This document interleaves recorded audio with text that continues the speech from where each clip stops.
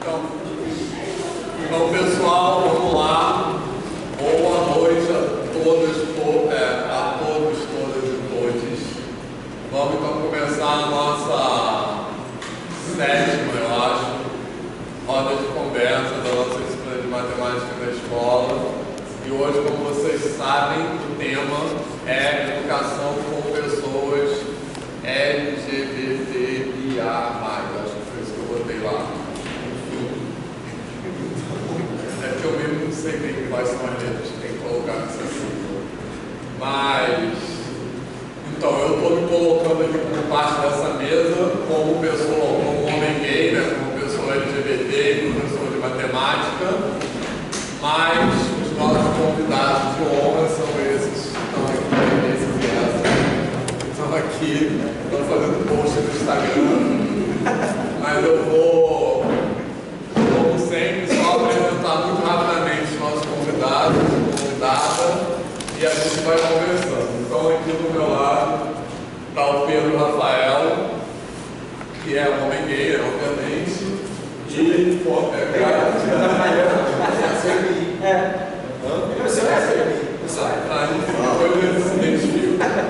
e formado em letras, é isso? Tá sabendo legal, obrigado. Quer que eu me presente? É. Tá, obrigado. Eu vou te comparado com você. Tá. Gente, boa noite.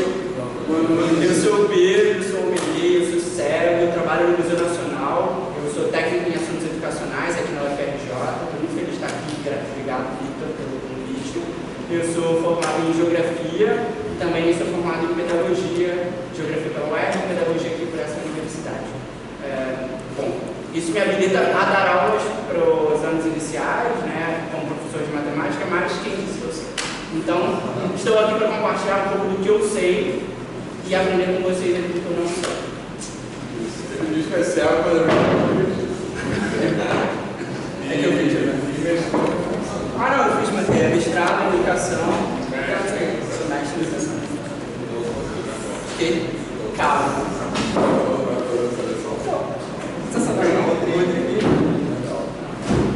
Enfim, e aqui, Érica, que é a primeira mulher trans travesti, aluna de doutorado aqui no nosso programa de pós-graduação em ensino de matemática. Eu acho que é a primeira mulher trans aluna de pós-graduação no Instituto de Matemática. Acho que agora já tem outra, né? Gente, que lugar geral. É a primeira. Será que eu estou meio confuso? Então, a Érica é a primeira mulher trans aluna de pós-graduação no Instituto de Matemática e é professora de matemática em duas redes municipais de Ceará. E cearense, veio para cá para o Rio de Janeiro para o doutorado. E quer completar? E o Washington, que está ali. De novo, porque ele já esteve aqui uma vez, né, quando a gente falou de educação afro-referenciada. Como você conhece, ele é aluno de mestrado aqui do programa de pós-graduação de ensino de matemática, também de temática, e homem gay, e professor de matemática do CAP e UERJ, que mais? Seja quantos? Então é isso. Então vamos lá, quem quer começar? Vou falar. Eu gosto, vai na hora. Tá, acho que o Pedro pode ser depois, porque ele fez muita coisa, né? Aí. Não faz pegar, Acho que é só pra passar aqui. Eu só meu conhecimento. Mas você não está aparecendo, quer que eu fique aí fora? Mas não passa aqui. Quer que eu passe isso aí? Pronto, Obrigado.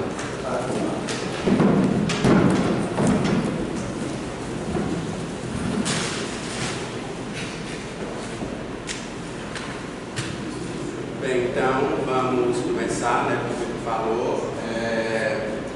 Mas relembrando um pouco também, eu tenho história com essa disciplina, né? Porque eu fiz ela em 2019, a primeira vez que o Vitor ministrou junto com o Kleber, que é o orientador do CAP da UFRJ. E foi uma disciplina que abriu assim, muito a minha percepção do que eu poderia fazer com a educação matemática, né? De pesquisas com temáticas que eu ainda não tinha experienciado e estudado antes, que era a explicação de como a escola também é um espaço da diferença da diversidade qual é o papel da educação matemática nisso, né? E nós como professores, professoras e professores nesse espaço. Na minha primeira turma, né, ano passado, no CAP da UERJ, na minha primeira aula, uma aluna perguntou para mim, quando eu fui falar com ela fez essa pergunta: professor, você apoia a comunidade LGBTQIA+, mais, né? Depois eu entendo um pouquinho. Então,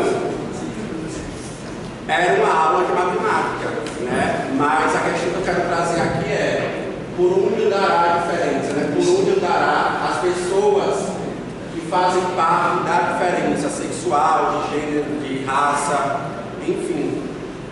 Mas melhorou.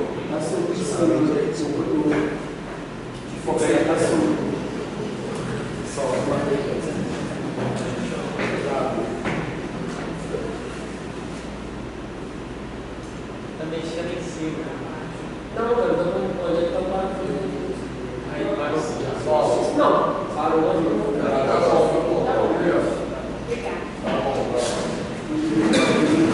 Então, nesse primeiro dia de aula, nessa pergunta, eu acho que eu trago essa reflexão: por onde dará a diferença, né? E a diferença está na sala de aula, nas nossas salas de aula de matemática. E semana passada, conversando com um professor também de matemática lá do CAP, ele também é um homem gay, e falou para mim que ele prefere evitar dizer que é um homem gay em sala de aula, justamente para que não haja algumas conversas que ele acha que pode comprometer de algum modo, né? Aí eu falei que eu prefiro falar, inclusive na primeira aula mesmo, para que os alunos, né, alunas e alunos já se sintam bem, e possam também falar comigo sobre algumas questões que elas não podem falar em todos os lugares, né? Às vezes até mesmo na família ela não pode ter esse tipo de conversa. Então a minha resposta para a aluna foi sim, com certeza, né? Pode passar. Com certeza. Eu lembro que nessa aula eu não falei explicitamente que eu era gay, mas em outra eu falei, né? Porque não tinha. Esse era um tema que eu acabei não falando, mas eu falei depois. Aí ela. Sim. Então, eu quero só fazer um comentário em relação a esse ponto que eu gosto. Acho que eu até já falei isso com vocês em alguma oportunidade. Mas, de alguns anos para cá, que é quando começou esse crescimento do conservadorismo no Brasil e no mundo, né, assim, eu comecei a sentir essa coisa de falar na sala de aula que eu sou gay como se fosse assim, uma responsabilidade, né, assim, porque eu acho que, mal ou bem de certa forma, sendo professor da UFRJ, isso é um certo lugar de privilégio, né, assim. Então é um lugar que, como homem gay, me protege de certa forma, né? Pensando que tem pessoas gays assim que estão em situações muito mais vulneráveis, inclusive com a ameaça da própria vida, né? Que moram em comunidades onde sofrem violência física, moral, às vezes dentro da própria família, né? Família, enfim, a gente depois vai comentar um pouco mais disso. Família que expulsa aquela pessoa vira morador de rua, enfim. Então, eu acho que eu comecei a pensar de um tempo para cá de que reconhecer que eu estou num lugar de privilégio, falar publicamente em sala de aula e assumir, sair do armário, assim como homem gay, eu comecei a sentir um pouco uma responsabilidade, né? Porque tem essa questão do privilégio e tem a questão também da representatividade, né?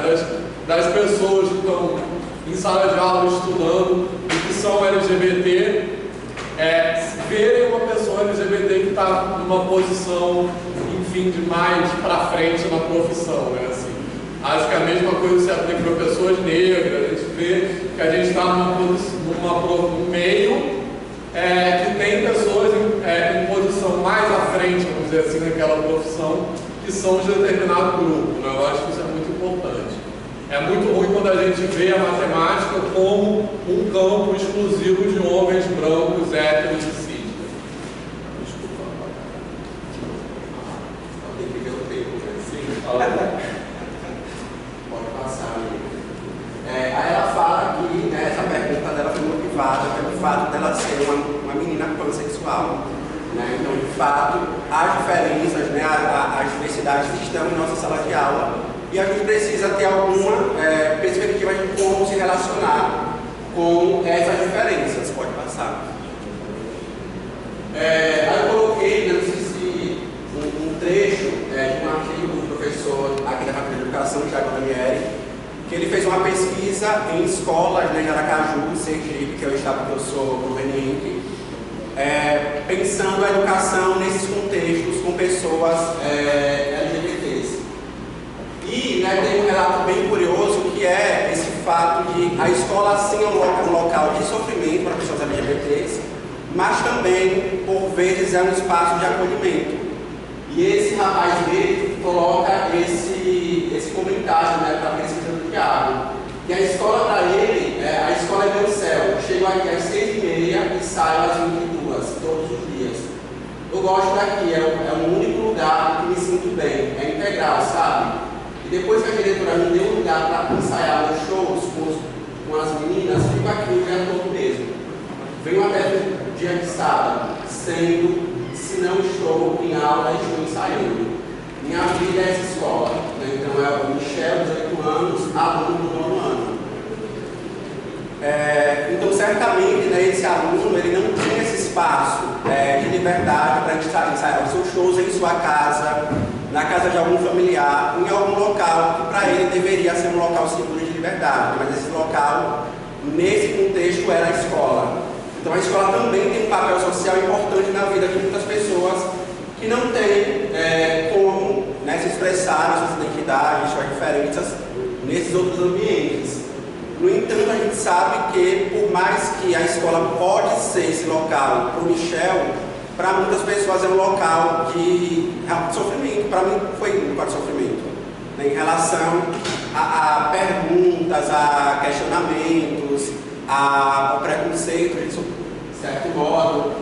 E para pessoas trans, né, que a Erika vai falar, certamente é um local de exclusão e até mesmo de discussão, né? Mas vai ter trans na escola sim, né? Como um cartaz está colocando, pode passar. Eu acho que o Vitor já deve ter colocado essa imagem, né, em algum momento.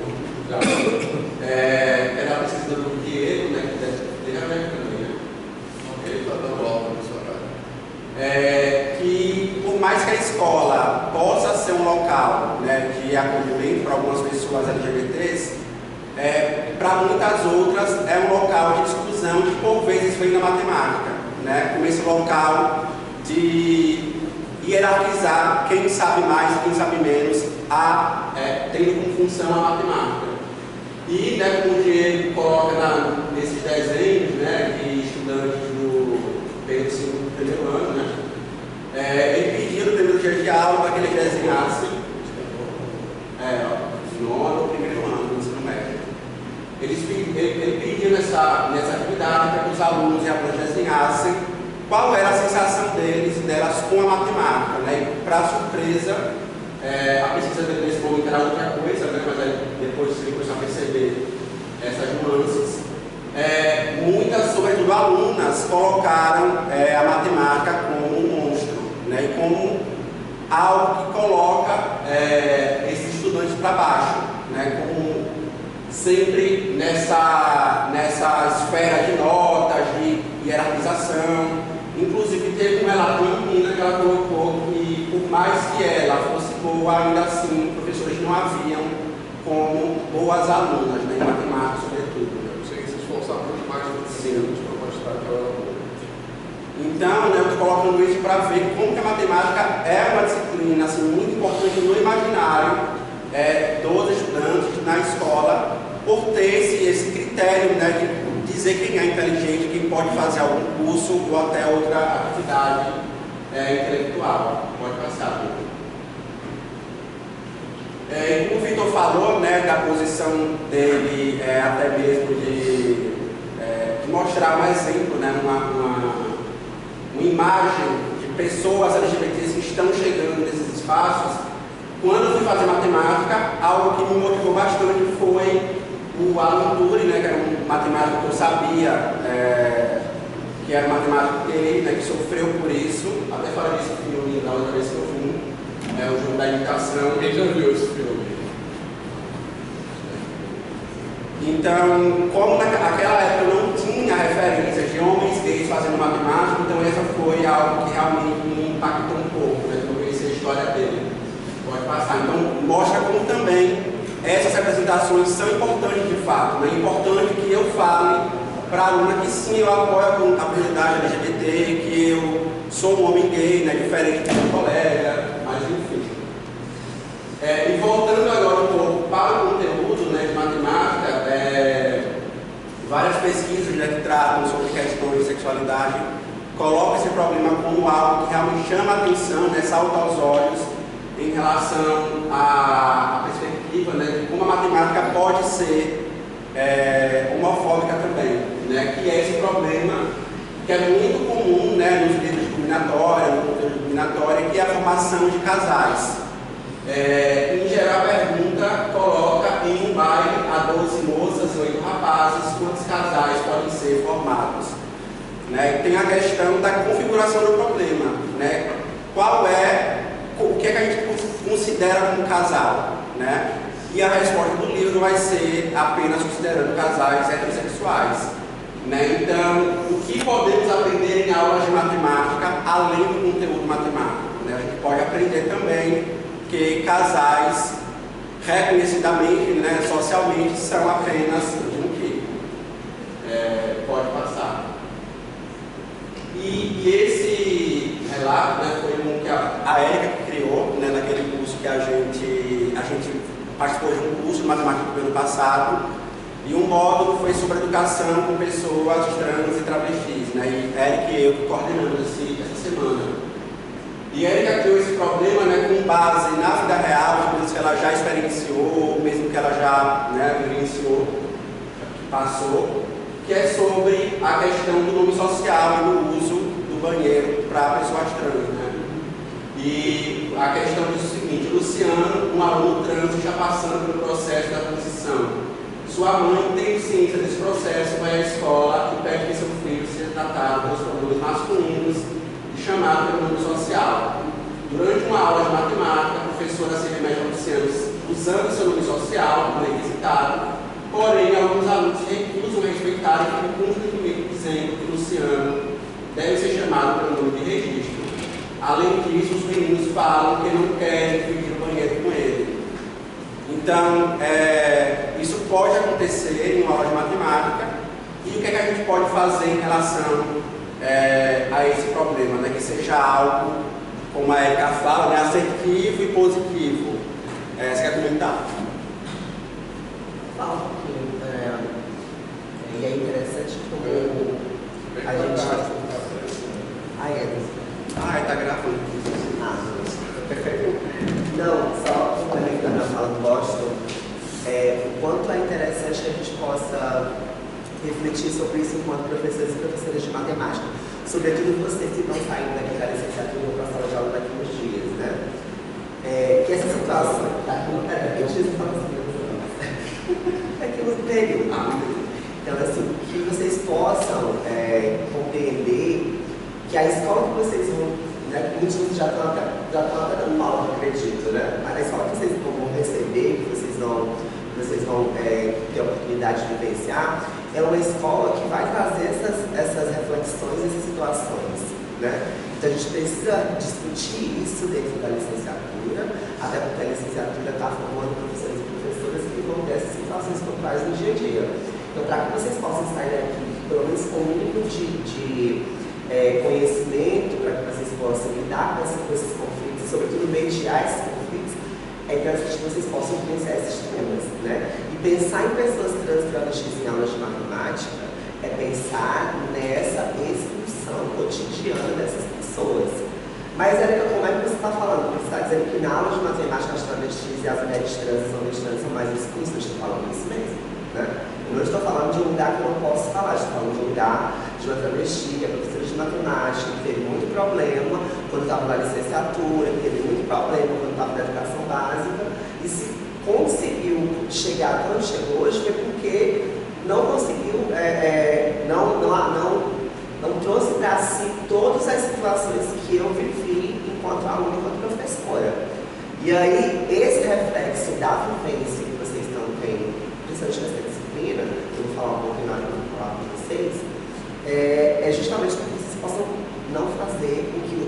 meus colegas fizeram comigo, né, lá na graduação, o que os meus colegas professores fizeram comigo na sala de aula, né, lá na sala dos professores da escola, que vocês não possam fazer o que fizeram comigo quando eu era aluna da educação básica.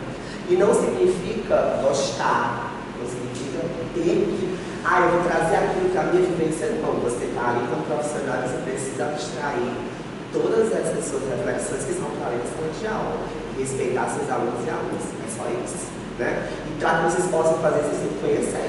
Né? A gente só vai conhecer quando a gente tiver, por exemplo, como o Márcio falou, essa situação que a gente levou para o curso que a gente fez no ano passado, que era sobre justamente essa perspectiva de gênero e educação matemática, de gênero e sexualidade em educação matemática. Porque as pessoas elas não conseguem compreender que isso é um tema também da sala de aula de matemática. Até porque a sala de aula é a sala de aula, independente de todas as componentes curriculares que vão estar ali. Então, que vocês possam refletir. Aí, muitos dos professores que pegaram uma situação dessa disseram assim: eu não sei o que vou fazer, mas você precisa saber o que você vai fazer. Você é professor daquela turma. Não é só porque você precisa de matemática complementar, você está livre de resolver aquela situação porque você precisa de matemática, que é o que a gente mais escuta. Não, mas você precisa de matemática, não vou resolver isso não. E não é bem assim. Só para a galera de humanas, mas é isso. Mas eu falo um pouquinho mais também, eu vou falar com você, viu? Que é um discurso de pessoas que acreditam que dar aula de matemática, para dar aula de matemática, basta saber matemática, né? A gente sabe que não é só isso que é necessário. Pode passar. Então, algumas perguntas, né, motivadoras para nossa formação de modo geral. Quais fatores impactam na aprendizagem dos estudantes, das estudantes e estudantes, né, em sala de aula, na escola? O que sabemos sobre os marcos legais da educação no que diz respeito a gênero, sexualidade e raça? Né? Será que esses marcos legais não nos posicionam nesse local de ter que falar sobre isso? Sim. Esses marcos legais que orientaram a atuação dos nossos professores que ensinam matemática? Se não, por quê? Né? Pode passar. E aqui algumas questões, né, que eu coloco: pesquisas em educação matemática. Nas pesquisas em educação matemática, as minorias e impactos na aprendizagem ainda é um campo em aberto. Por quê? Porque tem muitas pesquisas, muitos textos e artigos falando sobre questão de gênero e as disparidades no Enem, no PISA, ou mesmo sobre questão racial, que são índices mais evidentes, né, de serem colocados nas pesquisas educacionais. No entanto, há algumas questões que ainda não são dimensionadas, né, que é a questão também da sexualidade. Será que isso está impactando no aprendizado de matemática, hoje outras disciplinas, na escola? Né? Travestilidade é uma questão que o impacto é total, né, porque expulsa. Então, não tem nem como aprender alguma coisa quando você não está em sala de aula, porque os gestores, professores e colegas de turma não querem que você esteja ali, porque não te consideram humano, né, humana. Pode passar. Então, né, essas cidadanias são precárias, né, como fala a Berenice Bento, que também a Érica pode comentar, né, porque a Berenice é uma pesquisadora, professora trans da UNB, né, da UNB. E ela coloca que a cidadania precária representa uma dupla negação: nega a condição humana e de cidadão e cidadão, de sujeitos que carregam no corpo determinadas marcas. Essa dupla negação está historicamente assentada nos corpos das mulheres, dos negros e negras, das lésbicas, dos gays, das pessoas trans, travestis, transexuais e transgêneros, para adentrar a categoria do humano e de cidadão, cada um desses corpos teve que se construir como corpo político. No entanto, o reconhecimento político, econômico e social foi e continua sendo lento e descontínuo. Né? Ela escreve isso no contexto de quando foi institucionalizada o nome social, né? Mas ainda assim existia todo um parâmetro que tornava muito difícil essas pessoas trans, né, travestis sexuais, se considerarem cidadãs, né? Mas existia uma série de barreiras que, como o tratamento muito psicológico, psiquiátrico, para considerar a pessoa como trans, né? Vai falar? Não, assim, esse texto da Berenice é de 2014. Logo quando a gente começou as discussões e os debates sobre a questão da utilização do nome social. Para vocês verem, né? Em 2014, vai fazer 10 anos que ela pensou nessas reflexões de como a gente precisa entender respeito a esse mecanismo que é um mecanismo de garantia de direitos. E aí, novamente trazendo para a sala de aula de matemática, né? A gente precisa compreender, enquanto professores de matemática, que a gente também precisa respeitar o uso do nome social, né? Outra reflexão bem simbólica também diz, das situações pontuais de que eu tive que resolver problemas de professores que não queriam respeitar o nome social de mulheres trans, travestis na sala de aula. Quem estava lá? Professores de matemática. E aí eu estou falando de um lugar que eu não estou inventando. Eu estava ali para poder mexer essa situação.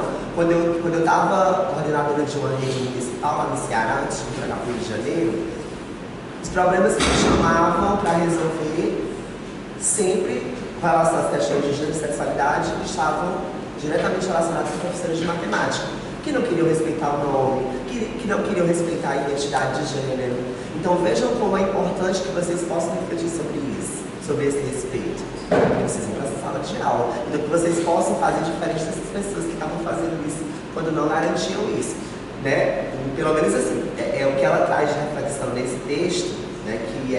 que é um texto que a princípio traz muito do que a gente prega ainda hoje, no que diz respeito à questão da cidadania precária, mas que cidadania precária seria essa? O simples fato das pessoas respeitarem como as outras querem ser chamadas, precisa que a gente possa garantir uma legislação para que as pessoas possam fazer isso. E elas vão ser punidas se elas não quiserem fazer isso. Então vejam como é a disparidade desses contextos sociais para essas pessoas que estão na sala de aula e a todo momento são negadas, né, enquanto pessoas. Aí a gente precisa refletir sobre uma garantia de um direito, uma legislação para poder fazer aquilo que não precisava nem de legislação. Você respeitar como a outra pessoa quer ser chamada é o mínimo. Mas a gente infelizmente precisa de fazer pesquisa para poder comprovar dados, para poder levar essas referências para a sala de aula de formação de professores, que é aqui no caso, para quando chegar na escola as pessoas poderem pelo menos ter um mínimo de cidadania. Fora também que muitas vezes os alunos, para conseguirem mudar o nome, na chamada do colégio, tem que levar a mãe e o pai, que na maioria das vezes nunca aceita. Então, fora essa humilhação, ainda tem que passar, e os professores não aceitam porque simplesmente não mudou a chamada. Sendo que a escolha não é dos pais, sendo que ali a decisão do nome não é dos pais, é do próprio aluno. E todas as vezes também que aconteceu essas coisas na minha escola, foram também os professores de exatas que não respeitavam o nome, e principalmente os professores de exatas que eram gays. Sim, os professores de química e de matemática são gays, e eles não aceitavam o nome. O meu tio mesmo era meu professor de matemática, é gay e não me aceita. Então, assim, a gente tem ali um caso também, eu acho que não sei, de uma aceitação que eles não tiveram na infância, e eu acho que é uma questão que eles não querem também que a gente seja aceito, que não seja fácil. Então, acho que por esse motivo, sei lá, eles não aceitam que a pessoa consiga mudar de nome, consiga andar na rua sem sofrer o que eles sofreram. Mas o seu tio, ele é assumido? Não, tipo, ele não é assumido porque primeiro no colégio, que ele atuou também como diretor, era um colégio de freio. Então ele não podia simplesmente assumir. As pessoas sabiam que ele era gay pelo jeito dele, confiam no tempo com ele. Ele saía, apresentava um amigo, assim, meu amigo advogado, de 25 anos, com desse tamanho gigante. Então a gente sabia. As amizades que ele apresentava eram nítidas. As amizades eram nítidas. Então, assim, ele não é assumido escancaradamente porque ele acha que não tem necessidade de jogar na cara da sociedade essas coisas, entendeu?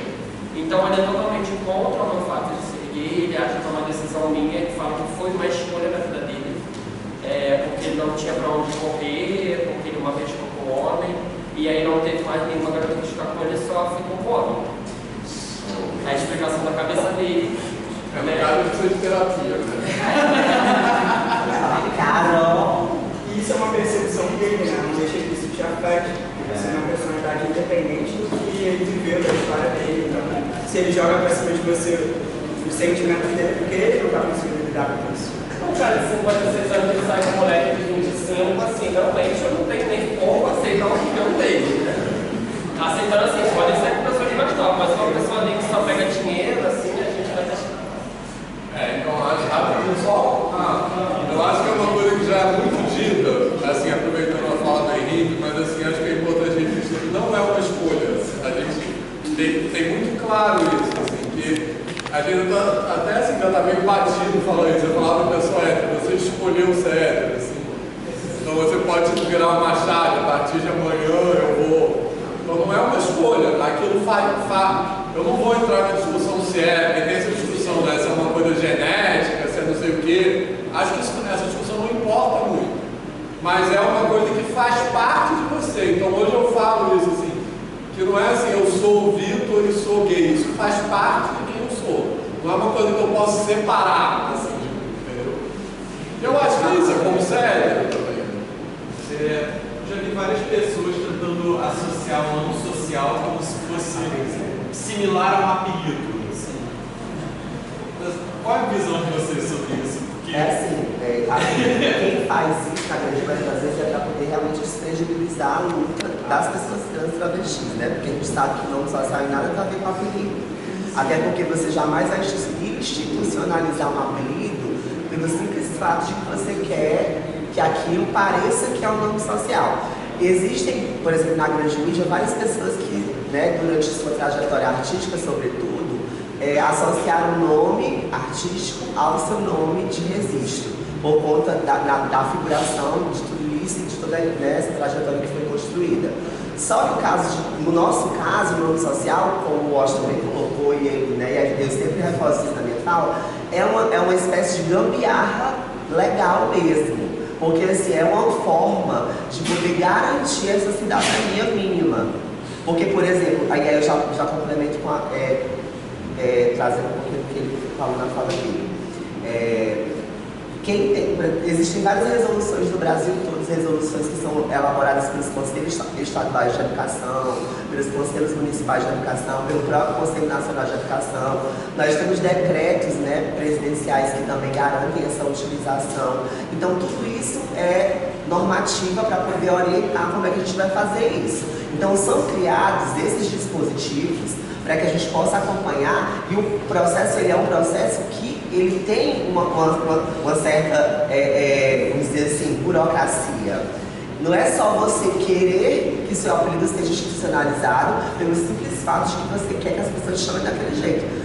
É diferente da gente, a gente está querendo assumir a identidade, né? E aí essa identidade ela vai ser, né, vamos dizer assim, credibilizada de fato quando o nosso nome é respeitado de acordo com ela. Diferente do apelido, que nada tem a ver com isso. Então, assim, quando a gente teve uma época agora, principalmente nesses últimos 6 anos, que houve um descrédito muito grande do nome social, que as pessoas queriam falar que elas também poderiam colocar o apelido delas no nome porque elas queriam ser chamadas assim. Mas nada tem a ver porque elas não estão mudando a identidade de gênero delas para poder assumir aquele nome social. No nosso caso é assim, né? Claro que né, no caso legal, né, da forma legal de se falar, para estudantes que são menores de idade nas escolas, e isso segue, né, uma resolução que é do CNE e que foi, né, contemplada pelos conselhos estaduais, quem é menor de idade, os pais precisam fazer esse requerimento na escola realmente, porque é a forma legal de se dar essa possibilidade dentro da escola, para que essas pessoas possam garantir essa utilização. Depois, maiores de 18 anos podem solicitar, né, independente de estarem vivendo com os pais ou não. Só que existe uma coisa que a gente precisa levar para a nossa sala de aula, que é a empatia. Quando eu tenho uma situação de um pai ou de uma mãe, de uma família que não quer que, por acaso, o aluno ou a aluna utilize o nome social, aí eu vou usar da minha didática, né, do meu traquejo pedagógico, para poder não fazer com que aquela vivência seja ainda mais escrotizada. Tem como eu fazer isso? Tem. A gente arranja jeito para a sala de aula para todos os outros problemas. Por quê? Para poder minimizar os efeitos dessa violência com os nossos alunos e alunas, a gente não faz também. Eu posso chamar de jovem, eu posso chamar de coração, eu posso chamar de amor, eu posso não chamar de nada que identifique gênero. Então eu posso usar muitos dispositivos para poder não violentar ainda mais aquela criança ou aquele adolescente que está nesse processo, que é um processo muito doloroso, né? Então assim, cabe a gente buscar essas estratégias para poder não potencializar aquela violência que já vem de casa, né? E aí a gente reflete muito sobre isso também, mas eu não posso colocar aqui o nome dele na frequência porque é meu emprego. Compreendo que é o seu emprego, mas é o que eu acabei de falar, você tem que buscar alternativas que vão para além da questão legal, que possibilitem a existência daquela pessoa na sala de aula. E aí, como eu falei, é jovem aqui, é amor, é coração, meu bem. Tem tanta coisa que a gente pode chamar sem falar ele ou ela, para poder maltratar ainda mais. Eu falo isso porque quando eu estava na educação básica que chamavam ele, era me matar. Era me matar. Agora pode chamar de ele, eu vi meus peitos desse tamanho que estão me chamando de ele, por quê? Então agora eu deixo as pessoas mais constrangidas do que elas deveriam deixar. Só que um adolescente não tem essa vivência que eu tenho, né? E aí eles começam a ser expulsos da sala de aula. É esse traquejo pedagógico, essa expertise do ambiente da sala de aula que a gente precisa desenvolver, né? E isso não está indo contra a lei, e isso não vai fazer com que a gente perca nosso emprego, e isso não vai fazer com que a gente tenha problema com os pais e mães responsáveis. Posso complementar? A dúvida dele foi uma dúvida que eu tive até bem pouco tempo atrás, e eu tive que estudar para resolver essa dúvida na minha cabeça, porque foi algo que me perturbou durante muito tempo, muitas noites consecutivas, porque uma das minhas atribuições no museu consistia em fazer um processo seletivo para projetos de extensão. E um desses projetos de extensão que a gente fez no museu, uma das perguntas era justamente qual é o seu nome, e aí é o nome de registro, e ao lado a gente colocava o nome social, né? E assim, só falava qual é o nome social. E aí a gente teve uma enxurrada de inscrições, foram mais de 160 inscrições de estudantes de graduação, diga-se de passagem, tá? Eram estudantes de graduação aqui da UFRJ que estavam tentando vagas desse projeto de extensão no Museu Nacional. E mais ou menos 45 pessoas, porque eu contei, fiz questão de contar, registraram algum nome social dentro desse campo, né? Mas na verdade, o nome social que elas estavam registrando era ou o apelido, como o colega mencionou, ou a forma pela qual elas queriam ser chamadas. Então, por exemplo, havia uma menina, Maria Clara da Silva Santos, e ela colocou Maria. Então não era necessariamente o apelido, mas o nome que ela queria ser chamada. Eu falei, olha, está acontecendo alguma coisa. Ou é esse movimento que a Erika citou de deslegitimação, descredibilização do nome social enquanto recurso de garantia de direitos, ou essa galera não está sabendo o que é isso e para que serve com esse nome e qual a sua função de existir na vida. Então eu perguntei para algumas dessas pessoas que foram selecionadas e que registraram os nomes. Eu perguntei, olha, você sabe o que é o nome social? Sei, é o nome pelo qual eu quero ser chamado. Eu falei, não é o nome pelo qual você quer ser chamado. Isso daí é um nome. Tá? Nome social é um dispositivo legal registrado para pessoas travestis ou transexuais que tem o seu direito assegurado por lei, pela lei tal. Isso é nome social.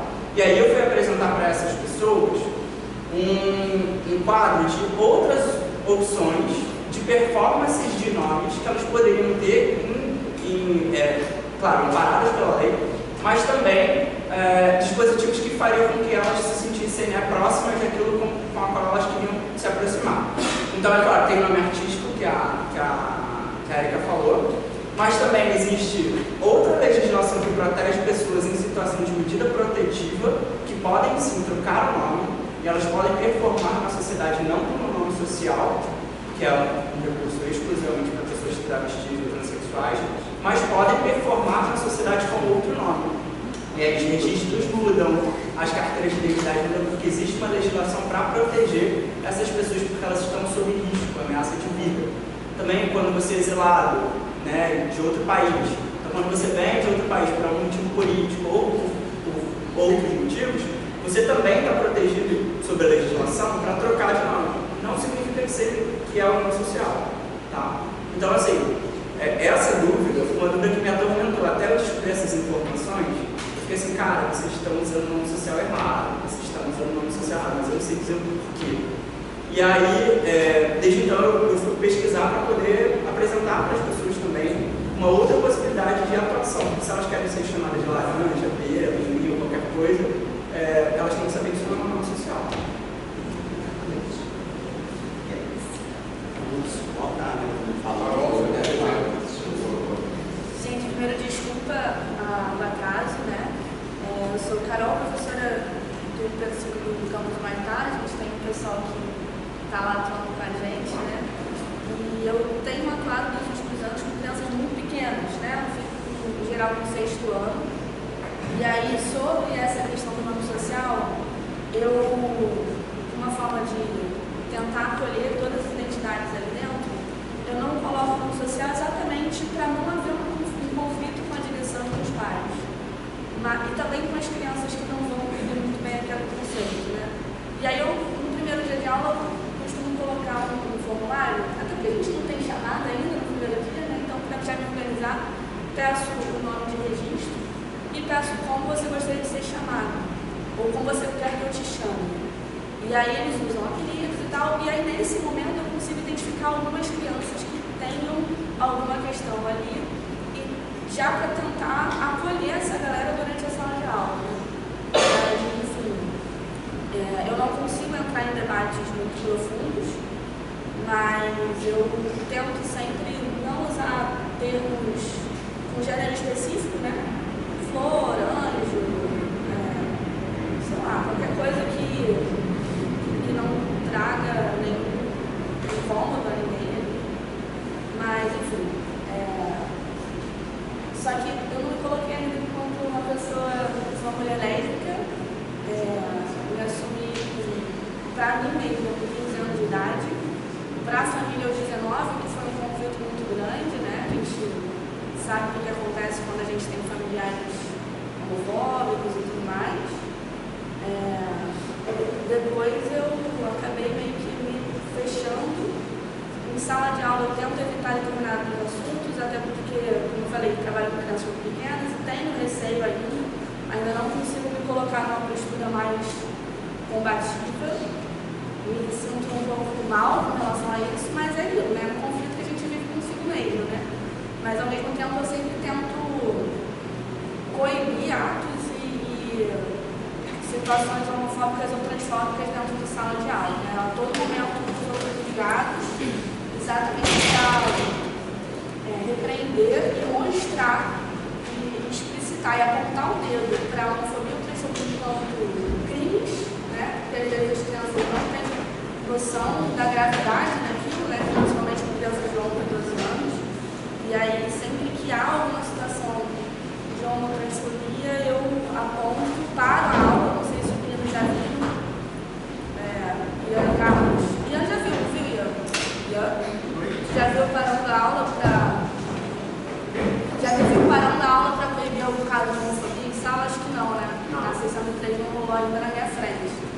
Mas eu, em geral, quando acontece alguma situação, eu tento parar a aula e apontar para a criminalidade que há em torno desse fato, mas, de novo, sem me posicionar enquanto tal, né? Sem me posicionar explicitamente enquanto mulher lésbica. Mas é isso. Eu comecei embora. Foi engraçado que quando eu tentei estudar o 6º ano, eu tentei evitar um pouco esse conflito da sala de aula. Eu estudei muito pelo 2º, só que eu sou cristal. Quando eu estava no 6º ano, eu era estudante de turma. E começou a discussão sobre a questão de uniforme, que teve até um. E nesse momento, eu como representante, a gente teve várias reuniões para tratar sobre o assunto. Tipo assim, num ano ali, onde teoricamente é esse negócio muito atento a evitar e tal, a gente não evitava para a maioria dos alunos, né, mas os representantes não podem, tipo assim, eu conseguia acompanhar todo o processo. E aí era um garoto trans que estava nessa discussão toda, que ele precisou entrar na justiça para conseguir ter o direito de usar o uniforme dito como masculino. Sendo que, tipo assim, o nosso uniforme era literalmente calça e uma blusa de botão, que é a diferença do uniforme mínima feminino e masculino. Tipo assim, se o garoto fosse com o uniforme masculino, ele estava sendo barrado, porque no registro dele, sendo tipo assim, não fazia sentido nenhum. E aí nessa tempo tiveram alguns relatos, eu acho que eu não cheguei a escutar diretamente sobre o evento dele, né? Mas que alguns professores, por ser escola pública, acho que essa questão fica mais fácil. Eles riscavam o nome, tipo, de registro da chamada, chamavam como gostaria, mas aí volta na questão, né, que às vezes se for uma base particular, a pessoa pode botar um emprego aí, tipo, não é bom que o colégio público permite isso. E aí, foi toda uma discussão que até hoje, assim, meu próprio pai, antes que eu já me formei, às vezes ele volta com esse assunto do, porque o homem tá usando saia no primeiro segundo agora e não é mais o mesmo. E foi uma discussão que perdurou muito tempo lá dentro, sabe? Tipo, uma questão tão boa, assim, né? E aí, tanto que levou pra fora como, pelo segundo não é mais o mesmo, porque era colégio tradicional, agora não usa saia. Sendo que tudo que eles fizeram foi literalmente pegar as regras, sei lá, e ao invés de ser uniforme masculino, uniforme feminino e uniforme. Foi tudo que mudou, as pessoas estavam no mundo, ferraram de todo mundo. Chegou no ano seguinte, no 7º ano, não lembro qual foi o contexto, mas espero cartazes com casais, todos os tipos de casais, pela escola. E aconteceu de uma amiga minha, tipo, que é muito religiosa, enfim, contou pro pai sobre, o pai chegou a falar com a minha mãe, tipo assim, você não acha que você tá demais não? Sei que ela não é melhor chegar da escola por causa disso, porque é um absurdo que eles estão incentivando isso, já basta o homem poder usar saia. Senão, tipo assim, acaba que dentro da escola mesmo é uma coisa que não foi nada grandioso pra gente, você tem que passar um corredor normal, porque é uma coisa mesmo pra nossa geração, isso não, tipo, não tem conflito nenhum, a gente passa, faz, tá bom. Não é tipo assim, meu Deus, tá espalhando uma foto de um homem beijando um homem, tipo, é literalmente completamente normal pra gente.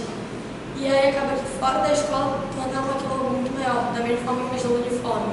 Começaram a tratar como se fosse um absurdo, sendo que literalmente, numa semana assim, tiveram uns garotos que usaram cético pra poder ficar de sacanagem, não sei o quê.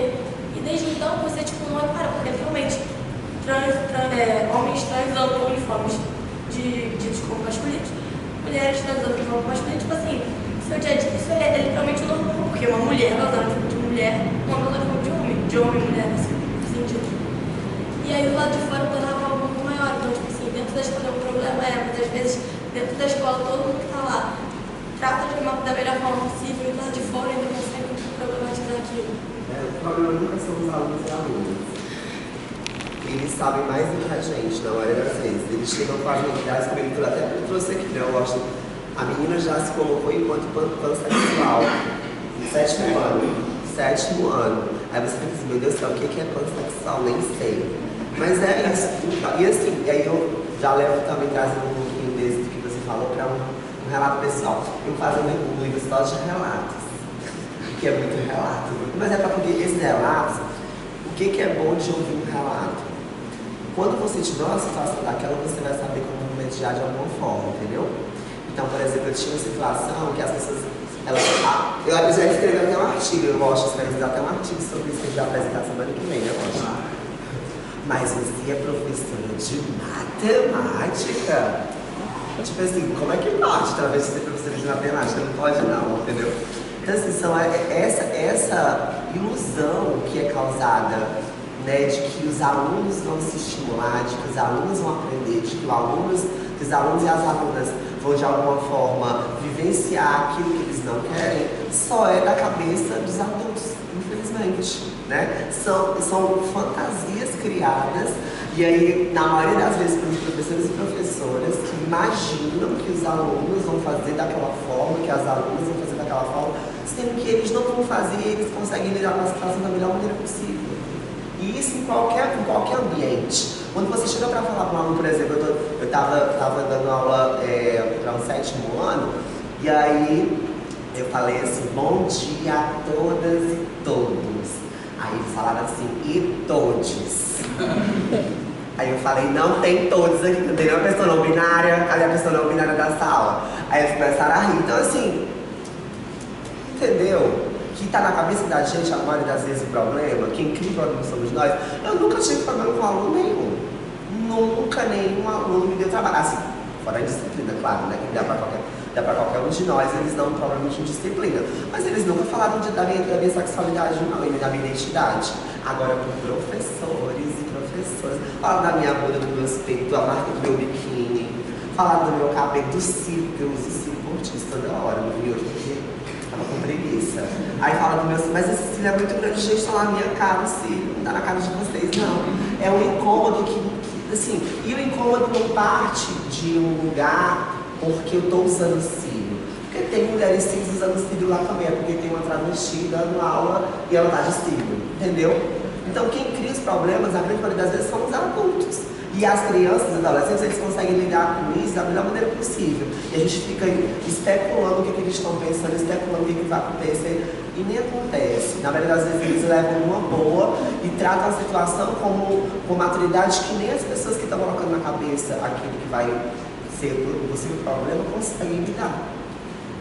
Queria destacar outro ponto que eu acho importante ser dito também na fala da Rafaela, que são todas coisas que eu acho que é importante vocês pensarem para estar no lugar de professoras e professores, né? Assim, que muitas famílias, muitos pais têm uma fantasia de que é possível fazer algo que vai influenciar na sexualidade do seu filho ou de alguém. Assim.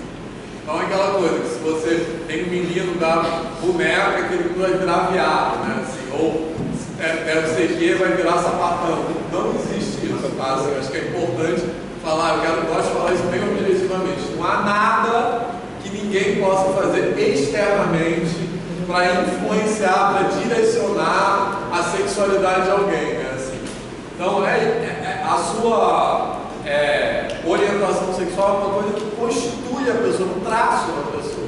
Não é uma coisa que alguém vai fazer isso, ou terapia, né? Que também é uma cura gay, né? Não existe isso. E eu acho que os pais têm um pouco essa fantasia, né? De que se a escola fizer determinada coisa, meu filho vai virar viado. Então, eu acho que é importante ter muita clareza que isso não é possível, né? Assim, tem um vídeo do Porta dos Fundos, que eu não sei se vocês já viram, tem tempo já, é um vídeo antigo que eu acho muito legal, que é assim, começa como se fosse na sala da direção da escola, e tá a diretora, aí chega um pai assim, com um filho bem enviado, bem gay, bem afeminado, aí falando assim, tá vendo, vocês falaram disso, meu filho virou viado, assim. Aí a diretora, não, mas não é bem assim, aí beleza, aí depois entra outro com um filho, vestido de índio, assim, aí vocês falaram de dia do índio, meu filho virou índio, assim. Aí beleza, aí no final entra outro puxando um carinho com uma árvore, assim. Aí fala, vocês falaram dia da árvore, meu filho virou uma árvore. Então, esse vídeo eu acho muito legal porque é tão absurdo quanto. É tão absurdo você achar que vai falar alguma coisa e a pessoa virar uma árvore, que a pessoa não é gay, vai virar gay. Podia fazer isso com a gente dizendo, você vai virar milionário, né? É mais fácil. E a coisa assim, por exemplo, eu cresci numa família só com gente hétero. Meu pai, minha mãe, eu tenho 3 irmãos, homens, todos héteros. Eu cresci e virei viado. Então, exatamente. Autodidata. Não tinha referência. Nem novela. Acho que depois eu queria falar mais sobre isso. Eu cresci. Eu cresci na década de 80, né? Não era uma coisa como é hoje, era muito diferente. Depois eu quero contar. Mas não tinha coisa de aparecer casal gay na televisão, nada me influenciou. Não tinha pessoas gay na minha próxima, assim, de família. E é isso.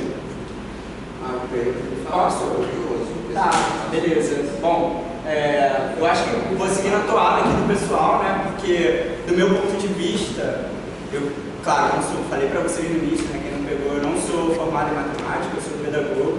Claro, tenho uma habilitação, mas eu trabalhei durante muito tempo em escola, sabe? Antes de chegar a trabalhar no museu, onde eu trabalho hoje com a Sheila, maravilhosa, Deus. E assim, desde sempre, desde a minha posição como servidor de uma escola, essa ideia sempre ficou muito marcada, né? Porque eu sempre fui gay, eu sempre performei como gay, desde, sei lá, muito jovem, mas ao mesmo tempo eu sempre performei como cego, porque eu sou cego. Então são 2 categorias que me constituem, além de todas as outras, né? Se a galera não viu aí, tem uma tatuagem do Flamengo que indica no meu braço, que também indica a minha performance no mundo. Mas para além dessas performances, eu sou filho, eu sou várias outras coisas, né? Só que a minha categoria que mais marca quando eu chego é, sem sombra de dúvidas, a cegueira. Então, quando eu chego a algum ambiente, a deficiência visual se apresenta primeiro, né? E como a deficiência visual, assim como os outros marcadores, a Erika fez um relato aqui muito claro, muito explícito de como a performance do corpo dela se apresenta no mundo, do mesmo jeito que a minha, só que num outro sentido, né? como pessoa com deficiência, não é a minha sexualidade que chega primeiro, até porque eu sou um homem cis, eu me identifico com as roupas designadas ao meu gênero, né? E eu sigo vivendo dessa forma. Mas o que chega primeiro é a cegueira. E com a cegueira vem a sexualidade, que é um tema que não é abordado tão claramente, né? Tão abertamente, mas para a maioria das pessoas, uma pessoa com deficiência é livre de sexualidade, ela não performa sexualmente no mundo. E aí, a partir do momento em que eu me apresento como uma pessoa gay, e tenho parceiros, às vezes um, às vezes vários, a gente... E aí você sai de um status de assexualizado para hipersexualizado. A curva é gigantesca. É um abismo entre esses dois universos, entre esses dois pontos. Porque a partir do momento você já começa a ouvir: sua mãe deixou, eu tenho 33 anos, minha mãe precisa deixar alguma coisa. Eu moro sozinho, eu pago meu imposto de renda, mano. Minha mãe precisa deixar alguma coisa. Mas com essa fala, a gente vê que a figura da pessoa com deficiência ela ainda está muito atrelada aos pretéritos, ao paradigma pretérito, né, que é o paradigma da segregação, do lugar do outro, do não lugar, da não existência, do não direito à sexualidade, do não direito à reprodução, do não direito a viver a sua vida em cidadania. A Erika falou isso muito bem reiteradamente. A pessoa com deficiência tem isso marcadamente na história. Eu sei que vocês já tiveram um encontro aqui com educação especial. Tiveram? Com o pessoal do Benjamin Constant, o pessoal do INE, não foi? Eu te chamei. Tá vendo? Para isso você me chama, né? Você vem. Você sabe que você vem, né? Mas a ideia da educação especial, ela parte também da ideia de aglutinar outros marcadores, como os marcadores da sexualidade e do gênero, a identidade que a gente performa no mundo, não só essas, né? A identidade de raça, por exemplo. O Austin veio aqui para falar de que nem afro-referenciado, porque provavelmente o Austin é negro, você lembra? Você não sabe? Não sabia. Não, sobre o Austin, não. Tá, tudo bem. Prazer aqui. Legal. Tá bom. Mas é claro que o Austin performa nessas duas categorias, assim como ele performa em várias outras, do mesmo jeito que eu. Então, o primeiro convite que o Vitor me fez foi para falar sobre educação especial. Que é óbvio, eu sou uma pessoa com deficiência, eu tenho uma trajetória de educação especial. Mas eu também sou uma pessoa gay e que performa a partir desse ponto de vista. Então, como uma pessoa gay, eu acredito que muitos de vocês já devem ter experimentado estarem em lugares em que vocês se sentem de uma forma ou de outra excluídos, né? Então, vou trazer um exemplo para vocês que eu acho que, como relato, também caracteriza muito esse espaço de diálogo, né? Hoje a gente utiliza para se conhecer e procurar pessoas para se relacionar aos aplicativos, né? Então, o debate em torno da performance através da descrição dos aplicativos é muito intenso, porque, bom, eu sou cego, certamente a ideia da foto que está lá presente não me atinge. Então, o que me atinge de imediato é a descrição. E aí, vocês podem me perguntar: Pedro, mas lá na tua descrição você coloca que você é uma pessoa com deficiência? Eu não coloco que eu sou uma pessoa com deficiência. Isso não significa que eu tenha vergonha ou que eu não me apresente assim para os meus parceiros. Eu me apresento assim para os meus parceiros. Mas o fato de eu ser uma pessoa com deficiência também me coloca em situação de risco, de vulnerabilidade, porque o meu corpo é um corpo que é visto como um corpo em situação de risco o tempo inteiro. É risco de queda, é risco de assalto, é risco de furto, e existem muitas pessoas que se aproveitam de situações e que eu tenho que me proteger. Como adulto responsável que eu sou, eu tenho que lidar dessa forma. Mas no momento em que eu me apresento para o fulano bonito, não sei o que, Pedro, como é que você sabe que o fulano é bonito?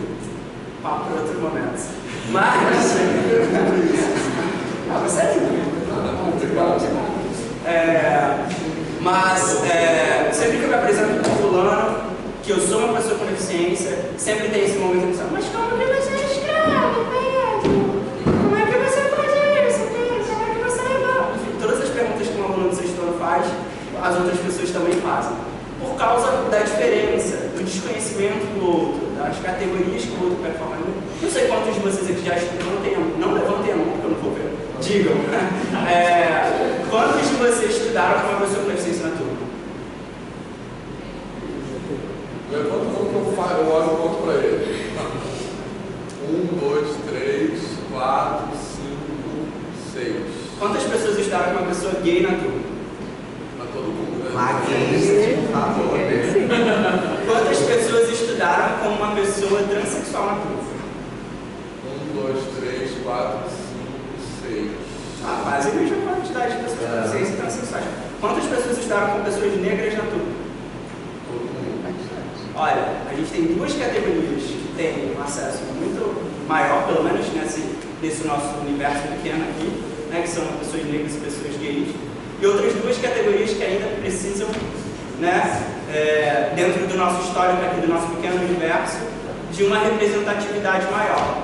Né? Então, é nesse ponto que eu acho interessante, porque essas manifestações que a gente está trazendo para vocês não são manifestações que são de agora. Né? As pessoas com deficiência sempre estiveram aí, pessoas transexuais sempre estiveram aí, pessoas gays, pretas, enfim, com diversas performances. E esse é um movimento que a gente vê presente também na natureza. Então, a ideia de eu trazer aqui com as jornalistas... Vai, Henrique. É que vocês tinham falado da questão dos pais acharem que as escolas vão influenciar o filho a ser gay. Mas muitas vezes, quando os diretores resolvem colocar um professor gay para dar aula, eu acho que ali o aluno não vai virar gay, mas ele vai tomar uma liberdade, ele vai se sentir mais à vontade numa sala de aula para se assumir. Eu acho que foi isso que aconteceu comigo. E eu também já vi o caso de ter, eu levantei a mão quando ele falou que tinha uma aluna trans. Eu tinha uma colega trans no terceiro ano do ensino médio, ela voltou da pandemia com outra identidade, a gente não sabia, e ela abandonou depois de 3 meses no colégio porque muitas pessoas não respeitavam. Talvez, se ela tivesse uma professora transexual, não seria igual se tornou, mas por ela não se encaixar ali, por ninguém fazer questão de ela se encaixar, isso aconteceu. A minha irmã é diretora de colégio e o dono do colégio, uma das ordens que ele deu para ela, assim que ela pegou a posse, foi que não contratasse nenhum professor LGBT, com medo do que os pais poderiam falar, mas não com o aluno. Eu nunca ouvi relato de um aluno teve problema com o professor gay ou teve problema com o professor trans. É sempre o pai do aluno com medo do que o filho vai se tornar. Eu acho que os pais esquecem que ali no colégio a gente está para aprender, para educar, para conseguir uma carreira e não para definir sexualidade. Só queria também fazer um comentário em relação a uma coisa que o Pedro falou, que ele ficou levantando a mão, assim, então quantas pessoas estavam com pessoas trans? Pouquíssimas. Se fosse na época que eu estudei, na década de 80 era zero, porque as pessoas eram isso, muito mais hoje é essa. Então não é que as pessoas trans não existem, porque elas não estão ocupando os espaços, que esses espaços são negados a elas. Então tem uma fala da Raquel Virgínia, que é uma cantora, conhece? A Raquel Virgínia é uma cantora travesti, e ela daquela como é que é? As Bahias da comida mineira. É uma cantora travesti negra. Uma vez eu vi uma entrevista que ela falou assim: todo lugar que eu vou, eu sou a única travesti negra naquele lugar. Eu entro no banco, eu sou a única travesti negra. Eu estou no restaurante, eu sou a única travesti negra. Então não é onde estão as outras, não é que elas não existem, mas onde elas estão. É porque elas não estão naqueles espaços sociais que são, os quais elas são, como a Erika falou, vistas como um corpo estranho, né, digamos assim. João Pedro. Eu estudei em um colégio, o Camargo, e esse colégio, na época, todo mundo que era gay do meu bairro queria ir para esse colégio, porque era um colégio que todos os professores respeitavam, os alunos, havia um respeito dos alunos, inclusive, eu acho que 70% dos alunos, eles eram gays ou bissexuais. No meu segundo ano entrou uma aluna que, quando eu estava no terceiro, ela começou a se transicionar para, enfim, e aí ela transicionou dentro do colégio mesmo. Inclusive a direção do colégio chamou os pais dela para poder conversar e explicar como seria todo o processo, tudo isso. Então, assim, eu ouço os meus amigos falarem sobre coisas que viveram, coisas que viram, e eu tive uma realidade completamente diferente, tanto dentro da minha casa, quanto pelos colégios pelos que eu passei. Principalmente no ensino médio. No ensino médio, esse colégio é um colégio totalmente fora da realidade. E aí, assim, é incrível, incrível. Teve uma fala do Washington, que estava até escrito no slide, que o aluno ele ia para o colégio ele ficava lá de 7 da manhã até 10 da noite, dançava, fazia tudo. Lá, não, a mesma coisa. Era um colégio integral, até porque nós éramos estimulados a fazer diversas outras atividades para além das escolares. Então, assim, a gente ficava até a hora do porteiro ir embora, fazendo as coisas, e todo mundo se sentia muito acolhido, era realmente uma família ali, todo mundo ficava muito junto. Quando aconteceu alguma coisa, ia todo mundo ali. Teve um caso no colégio próximo, que era um GP, colégio.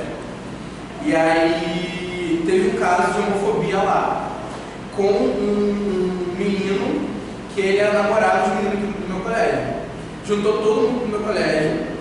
Na época eu era do Grêmio Estudantil, a gente conversou com o Grêmio de lá e fizemos uma ação em conjunto nos colégios para uma ação de conscientização contra a homofobia e todos os crimes relacionados à sexualidade.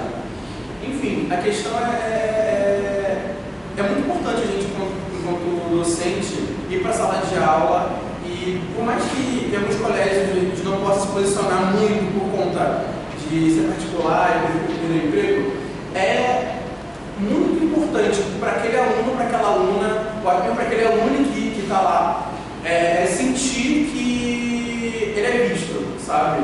E eu acho que foi isso que o meu colégio fez. Os meus professores viram a gente, acolheram a gente, conseguiram trabalhar tudo e, tipo, pô, era muito engraçado que a gente ia visitar os colégios municipais e aí as pessoas que já se identificavam como sexuais e tal, falavam, meu sonho é ir pra lá, eu quero ir lá porque eu vi que lá tem isso, tem aquilo, a gente pode dançar, a gente pode ir roupa que quiser, que não sei o que, não tem preconceito, não tem nada, é isso. É assim mesmo. E seria tão bom se todos os colégios fossem assim, mas infelizmente a realidade não é essa. Infelizmente mesmo. Gente, então assim, para a gente poder encaminhar para o intervalo, que eu vi que já me deu uma alerta, eu queria convidar vocês, porque assim, quando eu estava pensando, estruturando a fala e pensando sobre o que a gente poderia contribuir também, para deixar esse momento mais ilustrado e colorido, que é meio que o nosso momento, bom, eu queria saber primeiro de vocês, se vocês já visitaram em algum momento na vida de vocês o Museu Nacional, aqui da Boa Vista, antes dele pegar fogo, tipo 2018. Não? Já, várias coisas. Legal. Bom, pensando na proposta aqui, que a gente discute um pouco de gênero e sexualidade e levar para a sala de aula, eu e a Sheila trouxemos alguns exemplares da nossa coleção didática que foram preservados depois do incêndio, para que vocês tivessem acesso e vissem um pouco do que a gente pode trabalhar em sala de aula, mesmo sendo docente da disciplina que for, com os nossos alunos. Né? Então, eu vou levantar para fora. Posso levantar? Vou levantar. Já sei legal. Já acabou. Então, aqui a gente trouxe 5 exemplares que durante o dia lá, se vocês quiserem tirar foto, pegar, fiquem à vontade, é de vocês, é para vocês tocarem, tá? Então a gente trouxe o pinguim de Magalhães, que tem um comportamento sexual diferenciado, a maioria que vocês devem conhecer, né? Que os pinguins, eles são monogâmicos, não sei se existem essas pessoas aí hoje em dia, né? Mas os pinguins são monogâmicos e eles estabelecem relações monogâmicas homossexuais. Essa informação ela foi descoberta no início do século XIX, só que ela foi deixada de lado, ela foi marginalizada, ela não foi publicada nos periódicos científicos, porque ela foi considerada uma informação muito ultrajante para a época. Então, assim, dentro da própria ciência havia esse tipo de conservadorismo. É claro que os pinguins eles também têm outros comportamentos, como eles promovem necrofilia, então os machos eles utilizam os corpos mortos das fêmeas para terem relações sexuais, eles também fazem, né, o que a gente configuraria como pedofilia, utilizam filhotes para atos sexuais, mas a homossexualidade foi o principal marcador desse comportamento para ele ficar sendo lateralizado. Não obstante, né, assim, a gente tem diversas formas de exercício sexual na natureza, como por exemplo a partenogênese. O escorpião, que está aqui presente também, é um desses representantes, assim como outros, inclusive vertebrados, como os tubarões e outros, eles fazem a partenogênese. Você sabe o que é partenogênese? Partenogênese é uma forma de divisão celular em que a fêmea ela se divide e ela gera um clone de si mesma, né? E esse clone de si mesmo ele acaba gerando outros clones, ou seja, deixando de lado a necessidade de uma população. Não tem necessidade do macho desse tipo de espécie para que haja perpetuação. Então a gente tem esse representante aqui. E é claro, isso também leva a gente a pensar o que vai ser o cromossomo Y, né? Não sei se vocês sabem, mas o cromossomo Y que determina a masculinidade ele cada vez está menor nos seres, né? Então assim, nos seres humanos, os genomas quando têm sido mapeados cada vez, com o passar do tempo, ele está ficando cada vez menor. Então há uma tendência de desaparecimento dos machos das espécies. Bom, além disso, a gente trouxe também um feto, tá? Não sei se vocês já viram um feto, né? E tem a curiosidade, mas o feto é uma das primeiras fases, né, da divisão celular para poder a gente se tornar quem somos, né? Então, ele faz parte da verosimilidade que foi de um dos primeiros educadores do Museu Nacional, do Vitor Chaviascas, que promoveu dentro do Museu Nacional diversos cursos de educação sexual.